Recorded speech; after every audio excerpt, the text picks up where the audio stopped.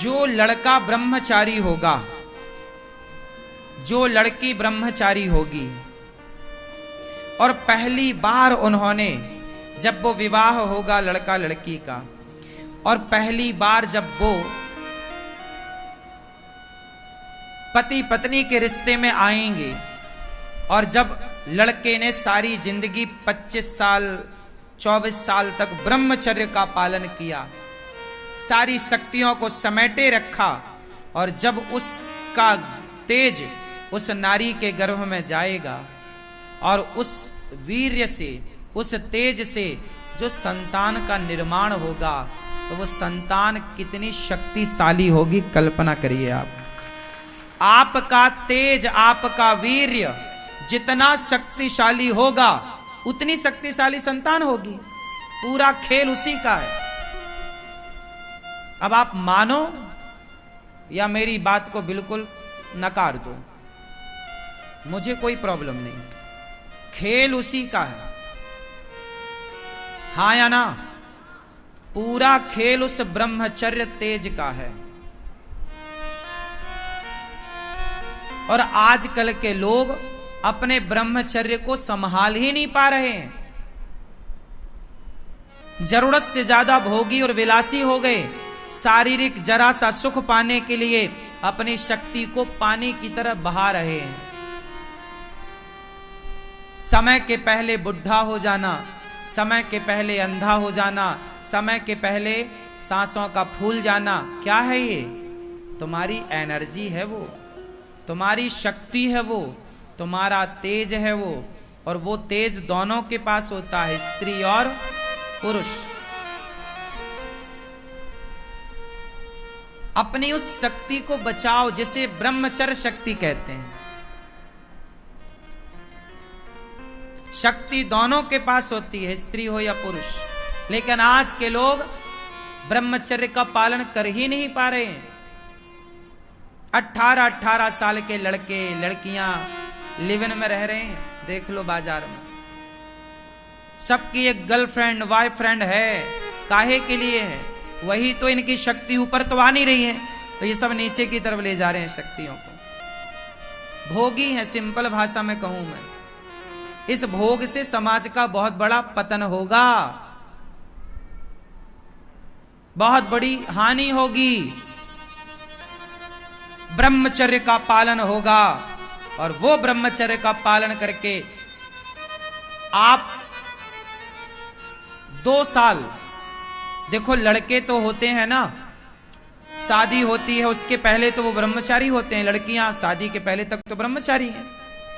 अब 25 साल की लड़की है, 25 साल का लड़का है, अब 25 साल तक इन्होंने बिल्कुल अपने शक्ति को संभाल के रखा, अपने मन को काबू में रखा।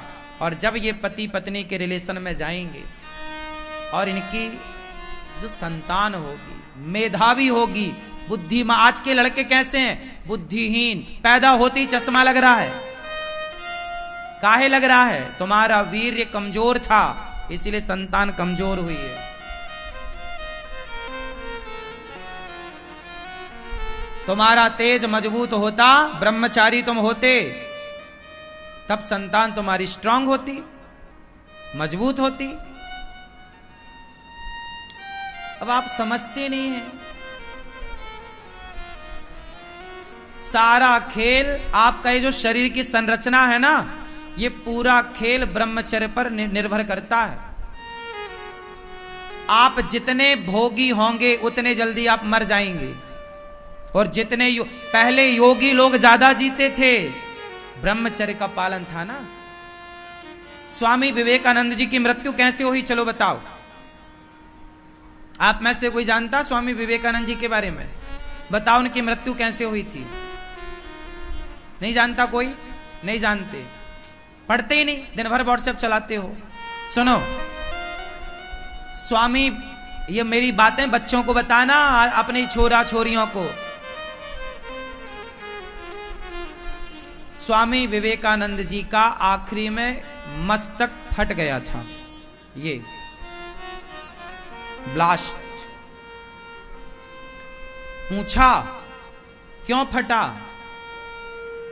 बताया गया कि स्वामी विवेकानंद जी ब्रह्मचारी थे। पूरे जीवन में एक बार भी उनके वीर्य की हानि नहीं हुई। उनका तेज इतना था, डॉक्टरों ने बोला कि आप विवाह कर लो तो बच जाओगे। नहीं नहीं, ब्रह्मचारी। उन्होंने सारा काम कर दिया, समाज को मार्गदर्शन दे दिया, जो करना था कर लिया, लेकिन उनका इतने जगह गए लेकिन उनका ब्रह्मचर्य नष्ट नहीं हुआ। और उस ब्रह्मचर्य की ताकत देखिए। आपको बता दूं, मृत्यु कितने प्रकार की होती है आपने देखा होगा। कुछ लोग मरते हैं तो आंखें खुली रह जाती हैं, कुछ लोग मरते हैं तो मुंह खुला रह जाता। क्यों? आंखें खुली रह गई मतलब प्राण आंखों से निकले, मुंह खुला रह गया मतलब प्राण मुंह से निकले। कुछ लोगों के प्राण कान से निकलते हैं और कुछ लोगों के प्राण नीचे से निकलते हैं। जब मरते हैं तो उनके सुसु हो जाती है, लघु शंका निकल जाती है, मतलब प्राण नीचे से गए। कुछ लोग मरते हैं तो मलमूत्र कर बैठते हैं, मतलब प्राण नीचे से गया। और जो नीचे से प्राण त्यागता है मलमूत्र के रास्ते, वो नरकगामी है। आप मरे हुए व्यक्ति को देखकर बता सकते हैं कि ये नरक गया है कि स्वर्ग गया है कि बैकुंठ गया है। यदि नीचे से प्राण निकले हैं तो ये व्यक्ति नरकगामी है। नाभि के नीचे से प्राण गए मतलब बोलो नरकगामी, और नाभि से ऊपर मुंह से, आंख से, कान से, या सबसे उत्तम प्राण कहां से?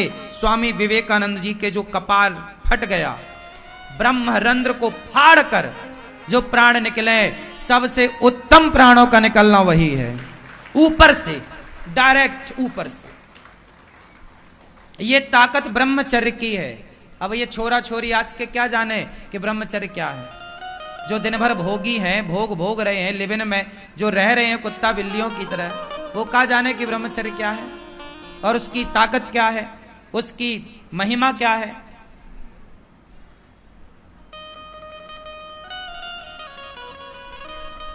जैसा बीज बोया जाएगा फसल वैसी होगी। सही है कि गलत है?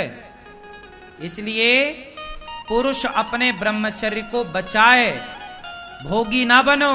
तुम्हारे भोगी बन जाने से 2 मिनट के मजे के लिए तुम्हारा जो शक्ति, एनर्जी पानी की तरह जो बह रही है, उससे तुम्हारी संतान अंधी, लंगड़ी, बहरी होगी और बुद्धिहीन होगी। और तुम चरित्रवान पहले ही हो गए तो तुम चरित्रहीनों के वीर से कोई चरित्रवान संतान का जन्म ना होगा। जैसा बीज होगा वैसे ही फसल होगी।